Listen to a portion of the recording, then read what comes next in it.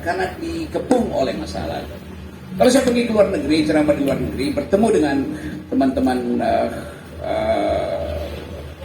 diaspora, mereka yang belajar di luar negeri. Terakhir saya ada di Tokyo, mungkin 3-4 bulan lalu tuh. Kali habis ceramah soal lingkungan biasa, ternyata ada mahasiswa Indonesia di situ. Mereka ajak saya pindah ke kota, kira-kira 1 jam dari Tokyo, namanya Yokohama. Itu komunitas anak-anak milenial yang lagi studi, yang lagi kerja. Lalu kita diskusi tentang Indonesia. Lalu mereka bilang begini, kami nggak akan pulang ke Indonesia. Kenapa? Rejim sekarang ini tidak memberi harapan. Pemerintah Tokyo, pemerintah Jepang memberi mereka harapan. Jadi secara pragmatis mereka melihat bahwa kemakmuran, keadilan, kejujuran ada di Jepang, bukan di Indonesia itu. Kita bisa miris, ya, tapi itu mereka bicara jujur, faktual. Jadi yang di luar negeri tidak mau pulang. Kalau saya bicara dengan milenial Indonesia, mereka bilang begini, kami punya teman-teman di Amerika, minta kami pindah ke sana tuh. Jadi mereka yang baru lulus tergoda untuk pergi ke luar negeri. Brain drain. Jadi terlihat bahwa milenial sebetulnya menganggap di mana ada kebenaran, mana ada kejujuran, mana ada keadilan, di situ negeri kami itu. Nah, bahayanya adalah kalau negeri ini ditinggalkan oleh mereka yang muda dan diasuh oleh para koruptor, akhirnya oleh para maling. Kan anak-anak ini bersih pikirannya, dia nggak mau ikut dalam kekotoran republik, lalu dia mau minggat. Nah, kita mustahan dengan cara apa? Bukan dengan mengabaikan keinginan mereka, tapi dengan membatalkan keinginan para koruptor, para pejabat daerah yang tidak peduli dengan masa depan milenial. Jadi di situ tantangan kita. Kalau kita lihat misalnya statistik kecil-kecilan, Pak Jokowi berupaya untuk memikat milenial supaya percaya ada bonus demografi itu. Di masa depan nanti milenials akan mengisi postur birokrat, teknokrat, CEO di Indonesia. Satu ide yang juga salah. Jadi Pak Jokowi nggak ngerti apa itu bonus demografi itu. Karena itu saya terangkan dulu ya. Tidak ada istilah bonus demografi. Yang ada istilah demographic dividend. Artinya mesti ada investasi dulu, baru ada dividen bagi milenial. Kalau bonus itu artinya nggak ada investasi. Dan yang lebih penting adalah bonus demografi, artinya peluang-peluang di luar negeri yang secara demografi tidak lagi produktif akan diisi oleh yang datang dari Indonesia. Tapi pada saat yang sama, yang dari Indonesia akan bersaing dengan yang dari Vietnam, yang dari Korea Selatan itu. Jadi bonus demografi bukan untuk Indonesia, tapi SDM Indonesia dibuat laku di luar negeri. Itu namanya bonus demografi atau demographic dividend. Nggak ada dividen tanpa investasi. Jadi sering saya terangkan bahwa saya mengkritik pemerintah karena kesalahan berpikirnya. Itu soalnya tuh. Lalu orang marah pada saya, lu ngapain tunggu-tungguin presiden? Memang kebijakannya dungu, gimana coba? Kan itu dasarnya tuh. Jadi saya jujur, bukan saya menghina Pak Jokowi sebagai makhluk, sebagai persona, tapi kebijakannya yang saya tentang. Jadi itu dasarnya tuh. Coba kita lihat sebetulnya keadaan masyarakat kita hari ini. Dibandingkan dengan Aceh misalnya hari ini, dibandingkan dengan Aceh di zaman Pak Harto. Ada problem stabilitas, tetapi tidak ada problem dengan disparitas. Hari ini, kalau kita klaim bahwa Aceh ada dalam kesulitan ekonomi, kita mau usut di mana kesulitan itu? Apakah rakyat Aceh malas? Setiap hari rakyat Aceh ngoceh di warung kopi itu.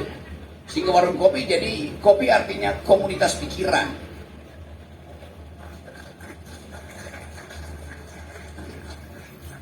Kalau pikiran udah jenuh, dia bisa berubah menjadi komando pikiran. Lalu dimensi politiknya naik kan. Jadi kalau terjadi keresahan, Aceh pasti mampu untuk mengatasi itu karena ada kebiasaan untuk berargumentasi di warung kopi. Nggak ada problem. Kalau saya ingatkan misalnya, yang disebut Cafe Society, termasuk Kuala Village Cafe ini, jadi mereka yang takut bicara di Kuala, nanti akan kualat. Di dalam peradaban demokrasi di awal abad 18, tumbuh kafe-kafe di Paris, Berlin, di Eropa. Itu tempat orang bicara politik untuk membahas kebijakan raja. Jadi masyarakat kafe ini, cafe society, adalah embrio dari demokrasi. Di situ bertemu dosen yang pintar, jurnalis yang kritis, seniman yang absurd. Jadi cafe society adalah masyarakat kafe itu memang tempat mengolah pikiran publik. Tapi satu waktu kalian mungkin akan dicurigai itu bikin apa di situ itu. Lagi berupaya untuk pinjam speedboat dari Kuala Village untuk pergi ke Taiwan, ke Thailand Selatan apa? Untuk ambil senjata. Kecurigaan itu ada dari pemerintah pusat terhadap Papua. Jadi tidak ada kelegaan pada milenial saat ini untuk mengucapkan sesuatu yang menjadi haknya, karena dibayang-bayangi oleh sejarah kekerasan. Nah, kita mau healing itu dulu dengan menganggap bahwa ada problem memang, bahwa ideologi, aspirasi, sebut aja aspirasi, Aceh Merdeka tetap ada di benak kita, aspirasi Papua Merdeka, aspirasi RMS ada di benak kita, karena itulah memang dasar kehidupan kita dari awal. Kan NKRI itu adalah hasil percakapan intelektual dari founding person kita. Hasil percakapan intelektual. Yang dipercakapkan adalah ide. Di awal kemerdekaan, orang bertengkar. Indonesia menjadi apa? Ada yang ingin jadi negara Islam, ada yang ingin jadi negara republik, ada yang ingin balik pada kesultanan, ada yang ingin negara ini jadi negara komunis. Semua itu adalah ide dipercakapkan, tapi ada forum untuk menyelesaikannya, yaitu perdebatan intelektual. Itu yang hari ini nggak ada perdebatan intelektual. Kalau kita lihat talk show, kita lihat apa yang kesaku semua di situ, apa isinya? Kita nggak ngerti. Ide apa di situ? Nah, saya mau terangkan ini sebagai pembanding atau bahkan pembeda antara politik harapan, politics of hope yang bisa dihasilkan oleh millennials. Jadi sekali lagi, kita mau lihat kesulitan-kesulitan kita hari ini adalah karena cara kita mengucapkan pikiran itu harus kita sesuaikan dengan grammar dari Jakarta. Itu ngaco namanya. Kita punya grammar sendiri tentang kehidupan bersama. Kita punya grammar sendiri tentang keadilan. Gak mungkin kita pakai statistik Jakarta sebagai dasar untuk memuji-muji pemerintah. Nah, kita lihat misalnya, kemarin ada berita kemarin, ada 1 juta PHK selama tahun 2022 pada nutrisi milenial. Pak Jokowi bilang, kita berbahagia karena ada 2 juta perkawinan selama tahun 2022. 2 juta perkawinan. Artinya bakal ada minimal 2 juta kehamilan. Videonya live. Bayangkan misalnya, kehamilan di masa resesi, kehamilan di masa PHK. Bahagia nggak keluarga itu? Pasti bertengkar di dapur. Baru kawin udah di PHK. Maka kelegaan batin hilang.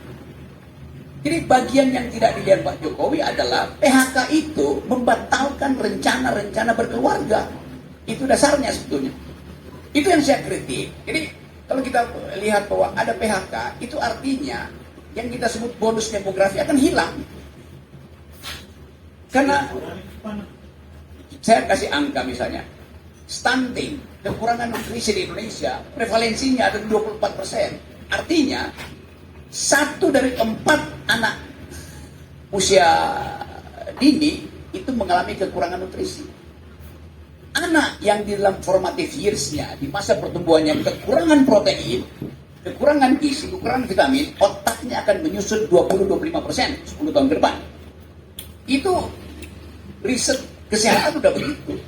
Jadi bayangkan nanti di tahun emas 2045 kita mau berkompetisi dengan otak yang kurang. Itu bukan bonus demografi, tapi itu beban demografi itu. Kenapa itu terjadi? Karena hak bayi untuk memperoleh kacang hijau, susu, kedelai, protein, ikan, biaya, anggaran untuk itu, anggaran untuk beli susu bayi berubah menjadi aspal untuk bikin infrastruktur jalan tol. Trade off-nya begitu. Kan APBN kan selalu ada trade off. Kalau bagian ini dipakai, bagian ini nggak dapat. Hak manusia Indonesia yang masih balita untuk memperoleh ya bubur kacang hijau misalnya, anak-anak 5-6 tahun perlu bubur kacang hijau, dia nggak peroleh karena bubur kacang hijau berubah jadi semen. Kan ini soalnya begitu. Jadi sekali lagi bagi millennials mesti ada semacam ketajaman untuk membaca statistik. Saya tidak mengajarkan kebencian, saya mendasarkan problem itu dengan analisis ada masalahnya. Kalau Pak Jokowi misalnya klaim bahwa di Indonesia tidak ada kesenjangan dengan memakai basis yang disebut Gini rasio itu. Oh iya, kita tahu memang itu ada perbaikan. Tetapi perbaikan itu ada agregatif sifatnya. Kalau kita kumpulkan di sini misalnya sejumlah orang, lalu kita anggap bahwa nggak ada disparitas, iya karena ada 3-4 orang yang kekayaannya luar biasa, lalu ditarik ke atas. Padahal sebetulnya kita bisa pakai data lain, data makro yang lain. Di zaman Pak SBY, ekstraktif industri kita, Pak Harto, kekayaan alam kita digaruk oleh yang pada waktu itu disebut konglomerat, sekarang disebut oligarki. Ya Pak Harto kasih izin segala macam. Tetapi 35% masih kembali ke Indonesia. Zaman Pak Harto. Zaman Pak SBY tinggal 28% yang kembali ke APBN. Zaman Pak Jokowi tinggal 8%. Kalau data itu kita buka, apa kita menghasut? Memang itu faktanya. Itu yang menjelaskan kenapa ada disparitas kesenjangan itu. Dan di Aceh kesenjangan itu pasti terasa. Sehingga Aceh ada di Human Development Index itu drop. Maka Aceh disebut bagian dari Indonesia yang miskin. Padahal bumi ini kaya raya. Jadi problemnya ada kebijakan politik yang tidak berbasis pada kebijakan sosial. Ada kebijakan politik misalnya oke, kasih BLT, oke, kasih kalau sakit kasih BPJS. Tapi tidak berbasis pada kebijakan sosial. Saya terangin sebentar buat milenial. Kalau seorang pencari nafkah, tadi laki atau perempuan, mengalami sakit, masuk rumah sakit, negara bilang kami biayai sampai Anda sembuh. Oke, bagus, melalui BPJS. Begitu si pencari nafkah pulang ke rumah, istrinya sodorin utang tetangga. Karena selama si pencari nafkah bermukim di rumah sakit, dia dibiayai negara.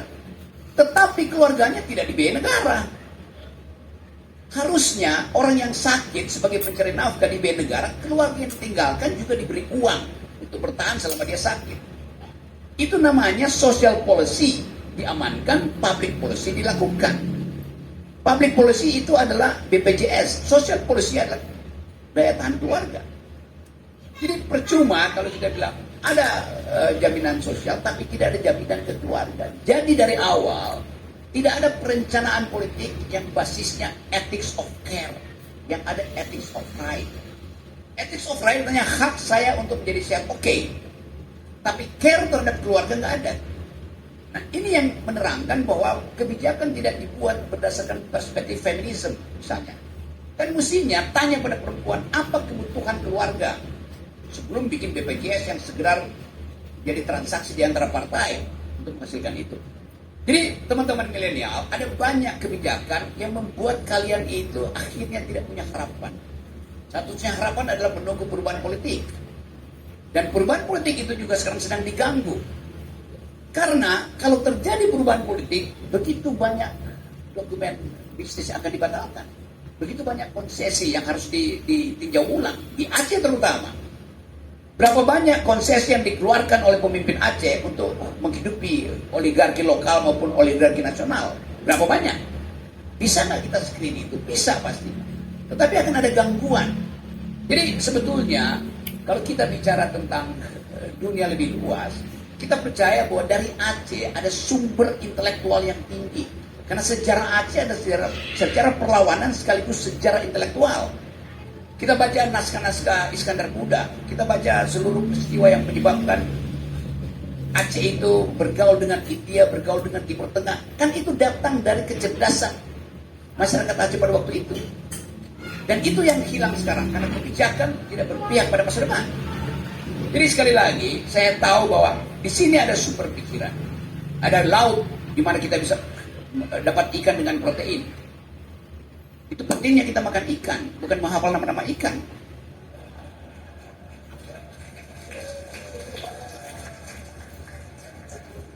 Jadi teman-teman semua, saya percaya bahwa kumpulan kita malam ini adalah satu statement, satu fondasi, satu manifesto untuk menghidupkan kembali akal pikiran. Sebab itu yang akan dipertandingkan dalam dunia baru nanti. Kita nggak bertanding kekuatan militer, jelas kita nggak punya kemampuan militer. Kalau ada setiap 5 Oktober itu pesawat kita bergerak di atas samudra Indonesia itu dan keluarin asap merah putih segala macam. Tapi coba lihat, di dalamnya kosong, nggak ada senjata. Itu cuma asap doang. Karena kita nggak bisa membeli senjata, uangnya sedikit. Dan untuk membeli senjata ke Amerika, Amerika akan tanya, Anda proksi Cina atau proksi Amerika? Industri senjata adalah industri politik. Jadi kita ada dalam bahaya sebetulnya. Tapi sering dikatakan bahwa enggak, NKRI harga mati. Coba kita uji di mana konsep NKRI harga mati. Kalau terjadi perang di Cina Selatan atau perang di Taiwan yang kemudian bereskalasi menjadi perang di Indo-Pasifik, lalu armada Amerika mengunci kita, armada ketujuh dia dari Okinawa turun ke Subic di Filipina, dikunci di situ, yang dari Singapura turun ke arah Australia itu kita dikunci di situ. Padahal jalur itu adalah jalur impor kita, makanan, obat-obatan, daging, kedelai, segala macam lewat di situ. Kalau dikunci di situ, lalu ada pengumuman Amerika karena Indonesia masih pro Cina, maka kita bikin no fly zone, nggak boleh ada pesawat di situ. Berapa jam Indonesia bertahan? 14 jam. NKRI mati dalam jam ke-14. Begitu cara menganalisisnya. Memang itu dasarnya. Karena bahkan berapa banyak mahasiswa yang kelaparan karena nggak bisa beli lagi Indomie. Karena gandumnya datang dari Amerika tuh. Berapa banyak puskesmas yang sedang menangani ibu hamil mengalami keguguran fatalistik karena antibiotik masih kita import lewat Cina Selatan. Kita belum bisa bikin apa-apa. Jadi saya menggambarkan ini bukan untuk mencemaskan kita di sini, tapi untuk memberitahu fakta keadaannya begitu. Karena itu kita ingin cepat-cepat ada perubahan. Jadi sekali lagi itu pengantar saya, dan kita senang bahwa kita ada di Cafe Perubahan Kuala Village. Bung Rocky, kan jelas kan, udah nampak manusia berbahaya bukan? Bapak Ibu sekalian, malam ini kita tidak hanya dengan fisik di Kuala Village, tapi Anda ditonton oleh banyak orang melalui Sago TV. Sago TV yang online bisa ditonton dimanapun di dunia. Dunia semakin kecil menjadi kampung. Bung, kalau itu masalahnya, lalu orang-orang sekarang sedang mempersiapkan skenario. Ya. Skenario A, skenario B, skenario C. Tolong beritahu kami dua paling dalam skenario yang sedang dipersiapkan untuk Indonesia masa depan. Apakah peduli atau tak peduli dengan fakta yang terjadi? Oke, ini pertanyaan ujian doktoral dari seorang profesor. Karena kita mesti bikin asumsi, lalu bikin prediksi, kan begitu cara keilmuan bekerja kan. Sekarang kita asumsikan bahwa Indonesia bisa diatur ulang berbasis pada kearifan lokal sekaligus imperatif konstitusi. Kita mau damaikan antara ada perintah konstitusi yang sangat rasional, ada kearifan lokal. Mesti di antara itu. Pemimpin ke depan, dia mesti paham bahwa desa-desa di Indonesia itu tidak seragam. Yang terjadi sekarang, ada strategi untuk menyeragamkan dengan mengundang semua kepala desa datang ke Senayan, lalu diiming-imingi materi yaitu perpanjangan masa jabatan 3 kali 9 tahun, 27 tahun. Itu skenario paling berbahaya. Ini jawaban pertama saya pada kunci saya. Jadi Anda bayangkan, Bagaimana mungkin seorang kepala desa di Aceh misalnya sama pikirannya dengan kepala desa di Jawa Tengah, sama pikirannya dengan kepala desa di NTT dan di Manado. Jadi kita mesti curigai bahwa itu artinya ada mobilisasi. Bahaya dari politik kalau dia mulai memobilisasi. Ada kepala desa saya temukan di kaki gunung gede 2-3 hari yang lalu merasa buat apa 9 tahun itu? Buat dia 9 tahun itu adalah pekerjaan yang akan membosankan. Karena dia nggak akan bergaul dengan keluarganya, dia cuma ngitung-ngitung kertas. Tetapi Presiden Jokowi membuka seminar itu dan menganggap bagus kalau kepemimpinan 9 tahun itu bagi kepala desa. Artinya itu presiden untuk juga di wilayah-wilayah tertentu dilakukan hal yang sama. Bahkan panjang. Jadi di skenario buruknya di situ. Ini saya uji dulu nih skenario buruknya ya. Skenario buruk kedua. Per hari ini sudah 60% pejabat pemerintahan daerah, bupati, gubernur, wali kota diangkat oleh presiden melalui usulan menteri dalam negeri. 60% seluruh Indonesia, 80% di Jawa diangkat semua udah. Itu dasarnya apa? Oh, dasarnya kedaulatan. Karena itu disebut, wah ini cuma PLT, pelaksana tugas. Berapa lama? 2 minggu? Boleh. Sementara, pejabat sementara. 2 bulan? Boleh. Ini 2,5 tahun diangkat tanpa pemilu. 2,5 tahun itu separuh dari tahun pemilu yang 5 tahunan. Bagaimana caranya legitimasinya? Siapa yang siapa yang akan minta pertanggungjawaban? Orang yang diangkat akan mengabdi pada siapa yang mengangkat. Kalau dia dipilih rakyat, minimal dia akan tahu bahwa saya dipilih rakyat, saya betul pada rakyat. Jadi Anda lihat Indonesia udah selesai pemilihnya karena 60% Indonesia, 80% Jawa cukup menguasai Jawa, maka tidak akan ada penantang lain dalam kompetisi. Itu skenario buruk. Jadi Anda bayangkan seluruh kepala desa nanti akan diatur oleh si PLT ini untuk membagi-bagi BLT. Fungsi PLT membagi-bagi BLT. Hanya itu. Jadi dasarnya itu, betul Profesor Umar melihat itu, dia tahu sebetulnya tapi dia suruh saya menjawab.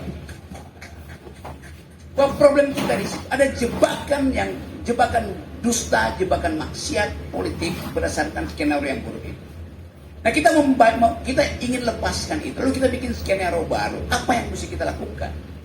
Saya mengusulkan ada penguatan relawan supaya seorang pemimpin diasuh oleh relawan, bukan oleh partai politik. Karena partai politik itu isinya transaksi, koalisi.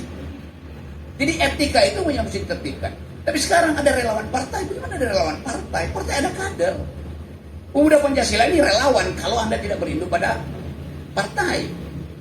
Kata relawan itu dalam bahasa Inggris volunteer. Bahasa Latinnya voluntas, artinya kehendak. Itu namanya relawan. Sekarang ada relawan yang pindah-pindah capres, itu namanya calok, bukan relawan. Jadi kata itu pun udah salah. Voluntas artinya saya berkehendak untuk mendukung seseorang. Kehendak itu nggak boleh pindah-pindah. Nah partai beda dengan relawan. Jadi skenario enaknya saya jawab pertanyaan Prof. Umam. Kita ingin hentikan oligarki. Oligarki itu menunggu momentum pemilu untuk dia beternak politisi baru. Ini terjadi peternakan politik. Kalau relawan, dia punya volunta. Menjadi volunteer artinya this is my share. Saya akan dukung Anda jadi presiden. Walaupun sedikit, tapi itu bisa dipertanggungjawabkan. Jadi itu masalahnya tuh. Jadi kita pastikan ada relawan dalam pengertian yang sejati, bukan relawan yang dikasih amplop tuh. Yang kedua, kalau itu gagal, saya mau bikin LBP, Liga Boykot Pemilu. Dan saya tahu saya akan menang di sini. Jadi sekali lagi teman-teman, saya menguraikan ini sebagai analisis, bukan sebagai hasutan. Nah orang seringkali menganggap saya menghasut. Saya bilang bantah saya, lalu kita bertengkar atas dasar pikiran. Enggak, itu hasutan. Loh kalau hasutan ada hasut balik saya dong. Jadi orang yang gagal berpikir selalu menganggap pikiran itu berbahaya. Itu dasarnya kenapa saya bilang bahwa pikiran hanya disebut pikiran kalau bertemu dengan pikiran. Di sini saya bertemu dengan pikiran. Pikiran bertemu pikiran, otak bertemu otak, dengkul bertemu dengkul. Nah, kita ingin di masyarakat Aceh ini, terutama milenial, hidupkan pikiran, beritahu apa yang salah. Tidak usah takut. Delik itu adalah urusan belakangan. Kalau kita takut kena delik, artinya kita akan mengedit pikiran kita sendiri. Mengedit pikiran sendiri itu artinya kedunguan. Berbahaya tapi berbahagia ekor ini. Bapak Ibu sekalian, sebenarnya ini judul dengan saya ini 3 question for Rocky Group. Ini last question. Setelahnya saya akan buka untuk forum. Ini udah gak sabar mau tanya ini.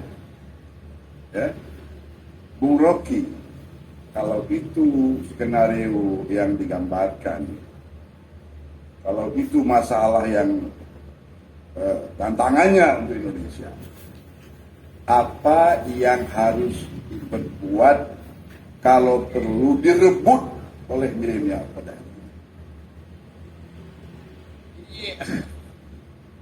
ini yang kita sebut sebagai tesis hari ini, tesis of the nation, yaitu menangkap semua sinyal dan akhirnya harus pergi pada moral call. Nurani mau bilang apa pada keadaan? Meloloskan mereka yang hendak merampok Indonesia, permisif terhadap mereka yang pura-pura pro demokrasi, berupaya untuk menahan batin itu akan merusak batin.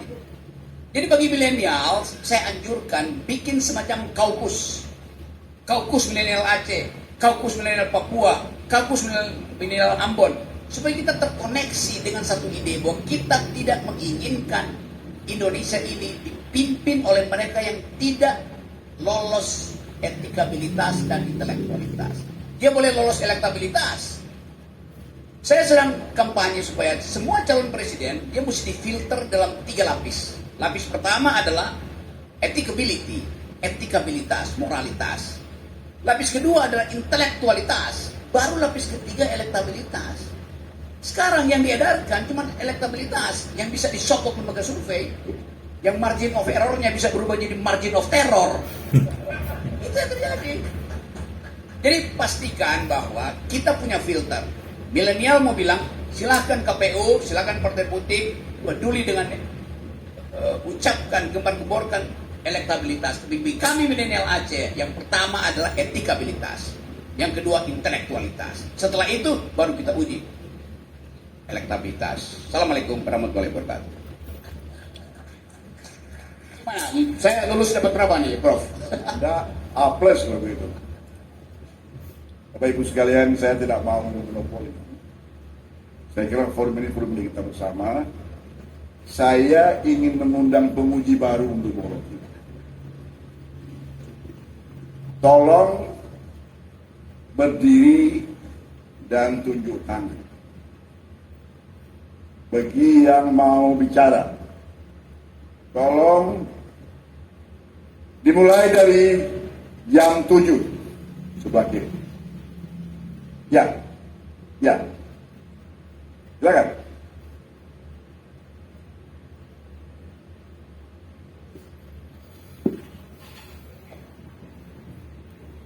Oke. Assalamualaikum warahmatullahi wabarakatuh. Perkenalkan, nama saya Arviko Tawargayo, biasa dipanggil Niko. Saya mahasiswa UIN Aradiri di pendidikan guru madrasah ibtidaiyah atau guru sekolah dasar. Begini Prof, saya ingin bertanya kepada Prof Rocky Gerung. Sebelum itu saya tahu Anda bukan Prof, bukan tidak bisa, tapi tidak perlu. Begitu. Saya pernah mendengar Prof berkata, eksekutif tidak perlu menilai keputusan dari yudikatif. Ini mungkin melenceng sedikit tentang dari tema, Prof. Oke. Secara makhluk sosial, berarti itu kita menghalangi seseorang untuk berkomentar. Kita menghalangi seseorang untuk berbicara. Itu poin dari hak asasi manusia. Bagaimana tanggapan Prof? Terima kasih. Oke, saya tidak menghalangi Mahfud MD untuk bicara, konteksnya itu kan? Iya.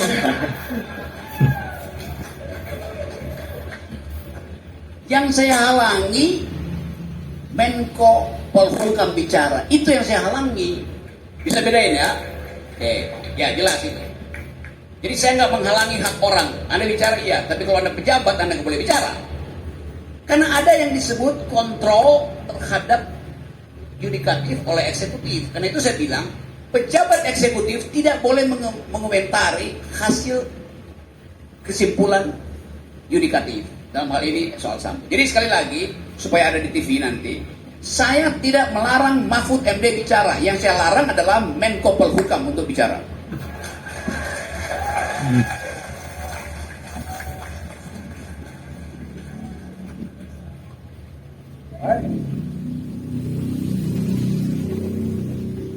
Jawabannya ringkas, padat dan tegas.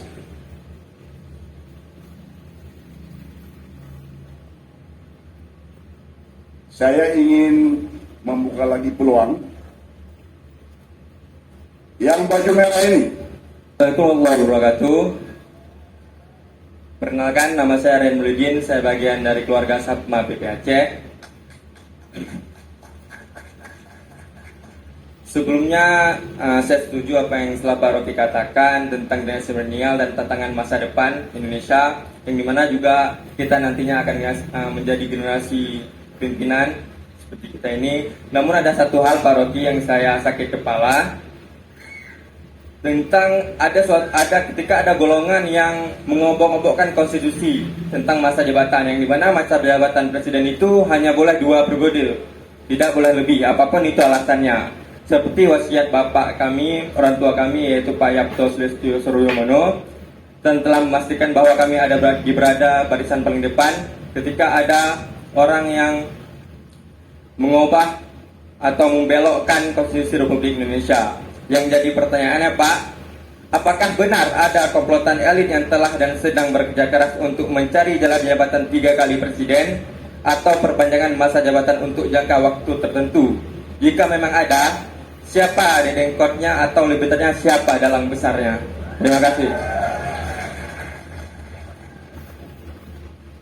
Oke, ini pertanyaan lugas yang berbahaya. Karena saya bisa kena delik kalau saya sebut nama itu.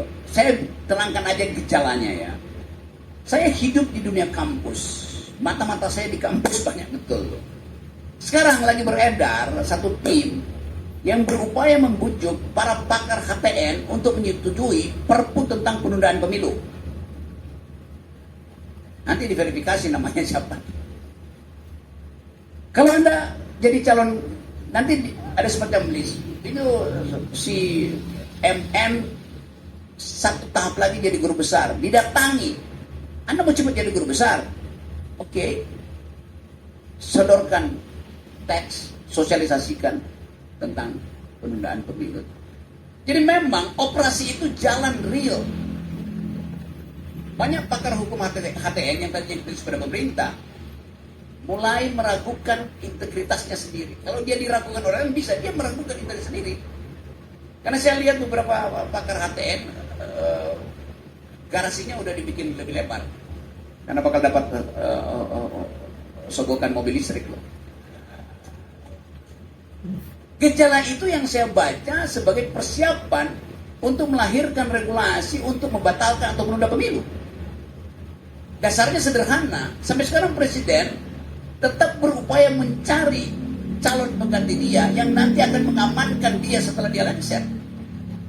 Orang bisa tuduh, saya bikin analisis tidak boleh dikriminalkan. Tunggu aja faktanya, Pak. Kalau saya mau ditangkap atau mau diproses. Jadi sebetulnya gejala-gejala itu kita lihat dari hari ke hari. Itu raison d'être, alasan adanya kecemasan publik.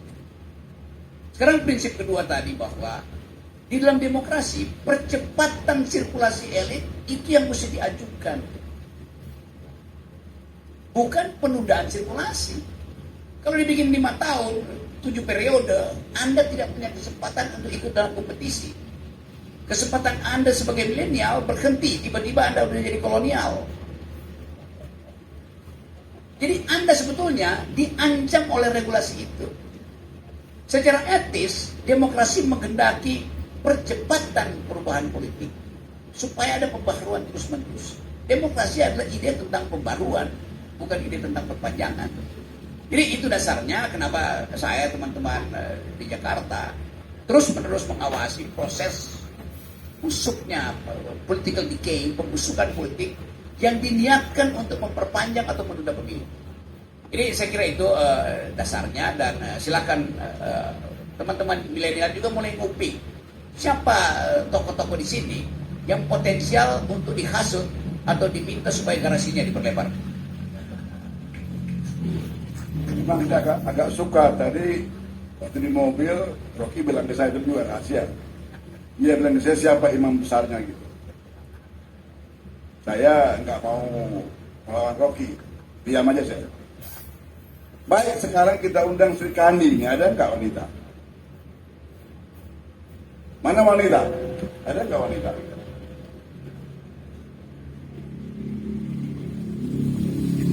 Yang merah ini ya? Ya, saya.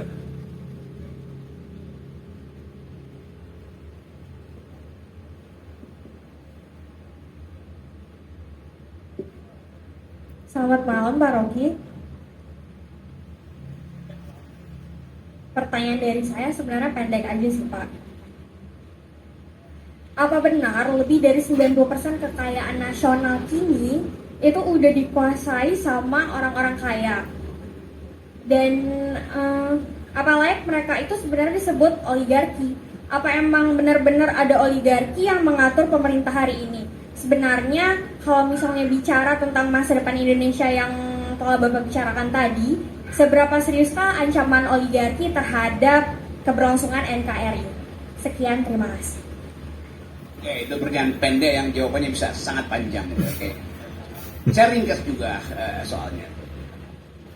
Ekonomi kita menurut konstitusi diaktifkan oleh 3 institusi. 1 adalah korporasi, 2 adalah BUMN, 3 adalah koperasi itu. Boleh nggak oligarki menimbun kekayaan? Boleh, karena memang itu driving force dari yang disebut homo economicus. Setiap makhluk ekonomi ingin memaksimalkan keuntungan. Jadi korporasi memang tugasnya adalah berakumulasi itu, menimbun harta, lalu investasi makin lama makin besar. Nggak ada soal. Tetapi di Indonesia ada prinsip kedua, yaitu BUMN yang tidak boleh berbisnis. BUMN dimaksudkan untuk melayani kepentingan publik yang kalau dikasih pada swasta, infrastruktur harusnya dikerjakan oleh BUMN. Memang dikerjakan. Jalan tol dibuat oleh BUMN, itu perintah konstitusi supaya kita punya akses terhadap perekonomian. Tapi begitu selesai jalan tolnya dijual pada swasta, maka saya membayar pada swasta. Loh, itu jalan tol itu tanahnya milik nenek moyang saya. Kenapa sekarang ada tol di situ? Kenapa jalan tol itu tiap 2 bulan dinaikin? Kenapa nggak tanya pada saya tuh sebagai pembayar pajak? Itu masalahnya adalah boleh akumulasi lewat korporasi, tapi negara harus menahan akumulasi itu dalam bentuk distribusi. Sekarang negara tidak melakukan prinsip distribusi. Pajak progresif misalnya. Itu yang menerangkan kenapa komoditas kita dijual ke luar negeri tapi nggak balik ke Indonesia. Diparkir di Singapura. Lalu Bank Indonesia bilang balikin ke Indonesia, kita kasih insentif. Anda taruh duit Anda di Bank Indonesia, kita nggak akan pakai itu untuk didistribusikan sebagai pinjaman konsumsi. Bagaimana mungkin Bank Indonesia yang harus bersifat intermediasi menahan uang itu demi kepentingan stabilitas moneter? Padahal itu uang kita yang harusnya masuk di dalam pasar supaya aktifkan sektor real. Mahasiswa ekonomi semester 1 tahu bahwa Bank Indonesia tidak boleh menahan uang.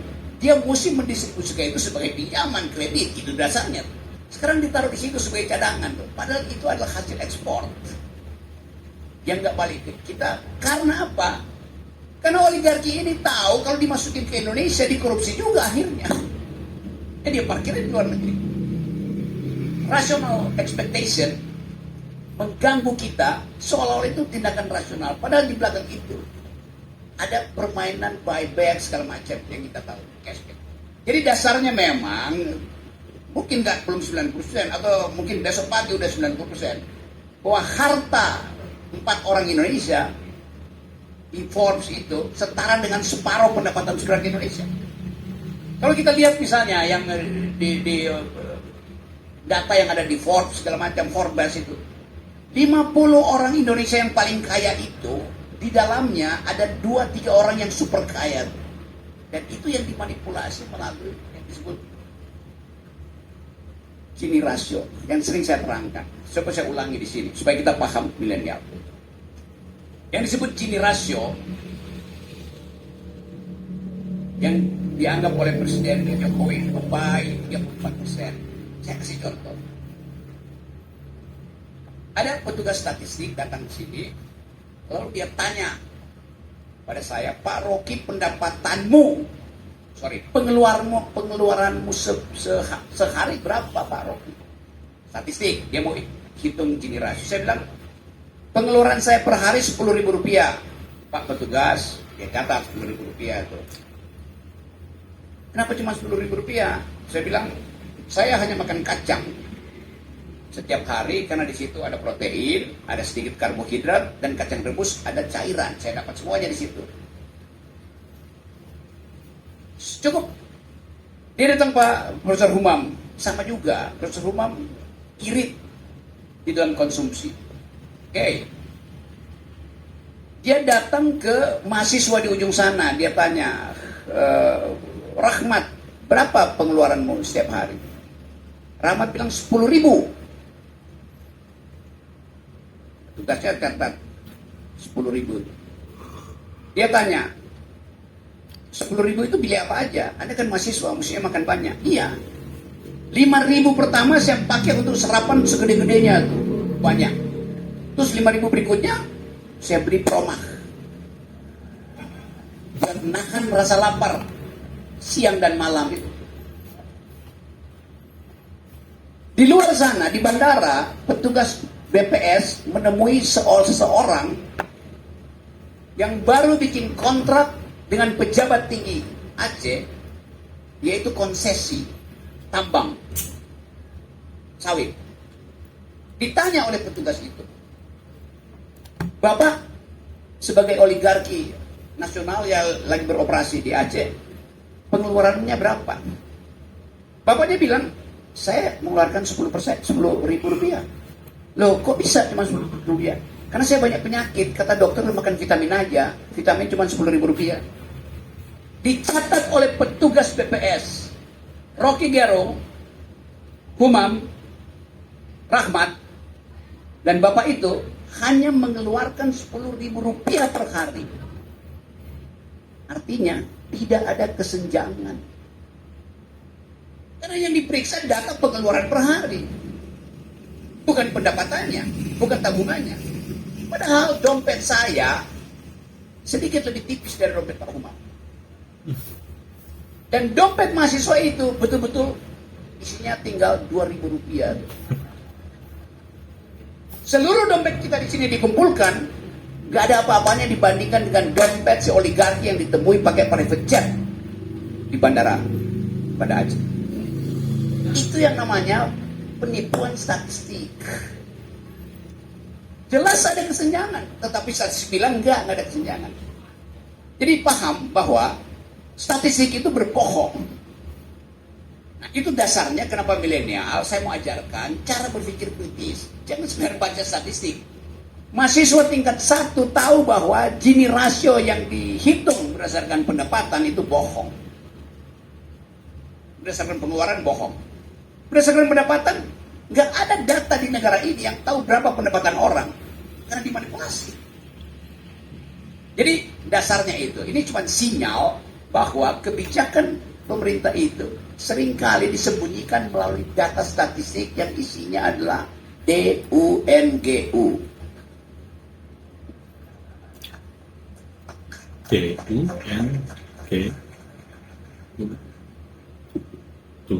Rocky ini membuat kita segar kembali.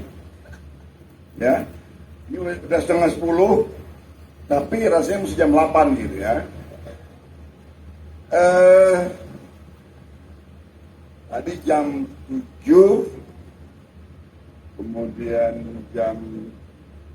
sekarang jam berapa ya? Jam 10. Coba yang belakang itu, yang belakang. Ya. Ada. Ya.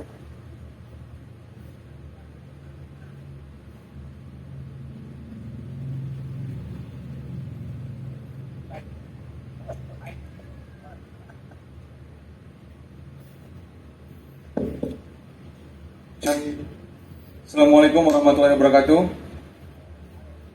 Selamat malam Bung Rocky. Perkenalkan, nama saya Lukman Hakim. Saya adalah mahasiswa di salah satu universitas di Banda Aceh, dan saya juga sebagai ketua umum mahasiswa Bunda Meriah. Jadi Bung Rocky, Aceh itu terdiri dari pegunungan, perbukitan dan juga pesisir. Catatan historinya, dulu Aceh pernah berada pada puncak masa kejayaan kerajaan,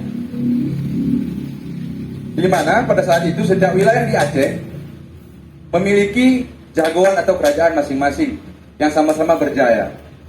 Kemudian yang saya rasa pada saat sekarang ini, saya merasa sepertinya kita orang Aceh masih terbuai, tenggelam, dan terkagum-kagum dengan kejayaan sejarah Aceh pada masa lampau.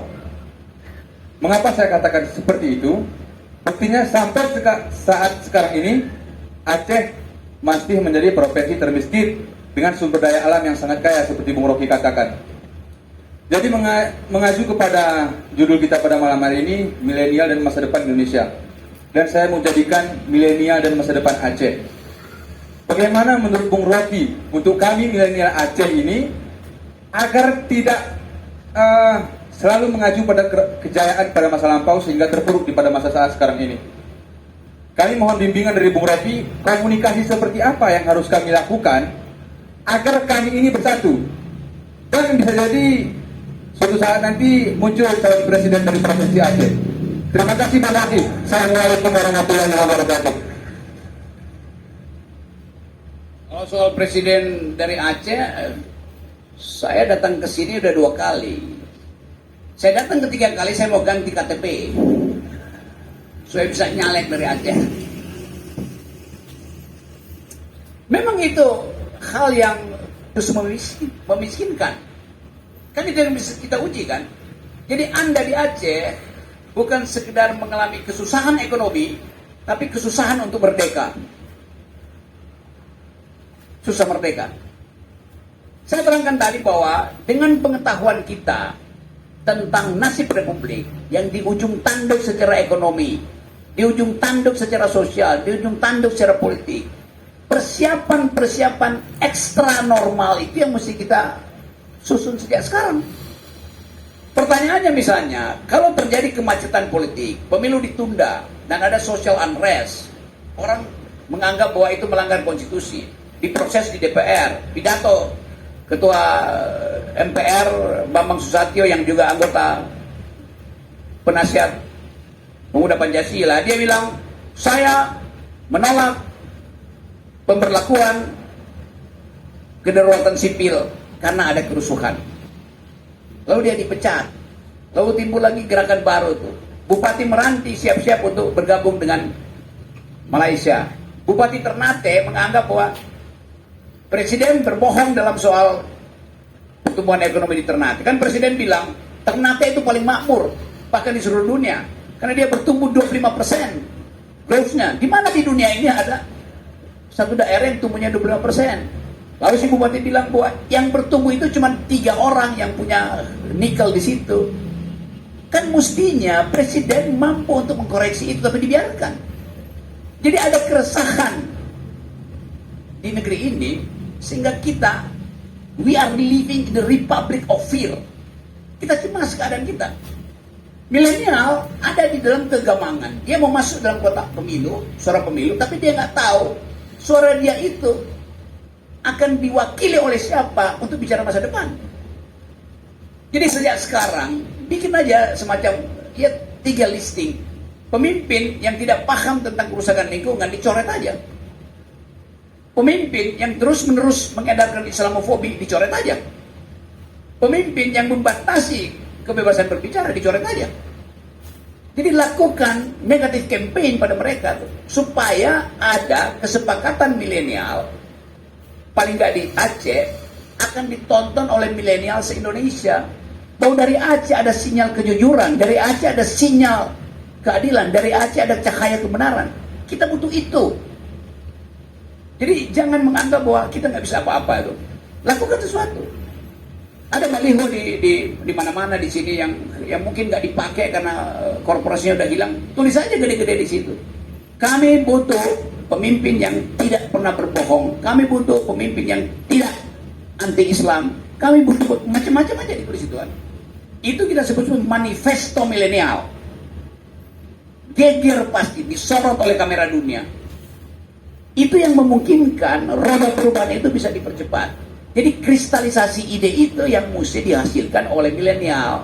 Karena kalau milenial yang ngomong, mak-mak pasti senang. Itu dasarnya begitu. Sehingga tercipta connecting dots, ada dots di Aceh, direperkusi di Papua, direperkusi di NTT, lalu dihasilkan kemungkinan baru untuk menghasilkan Indonesia yang bersih.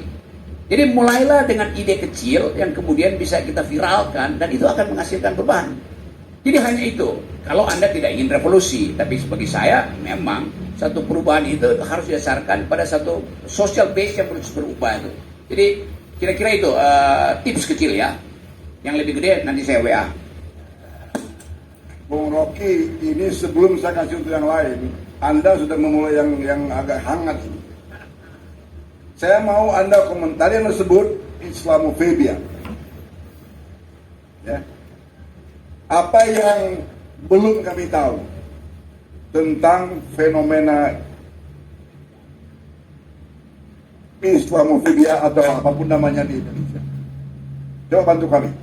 Oke, kampanye yang sedang beredar hari ini adalah menghalangi partai-partai yang punya agenda politik identitas tuh. Apa yang dimaksud? Islam pasti, tak ada yang lain. Tetapi disembunyikan itu. Coba saya terangkan. Jangan pakai identitas dalam politik. Lalu kita mau berbeda di bidang apa? Keadilan versi Marxisme beda dengan keadilan versi libertarian atau liberal market. Beda dengan keadilan versi Islam. Biarkan dia tumbuh untuk diperdebatkan, bukan dihalangi itu. Jadi bahayanya istilah Islamofobi dimaksudkan untuk mengendalikan mayoritas. Yang salah adalah penggunaan kata politik identitas. Tidak ada dalam terminologi electoral politics, istilah politik identitas. Yang ada adalah politics of recognition. Kita semua punya identitas, entah ethnicity,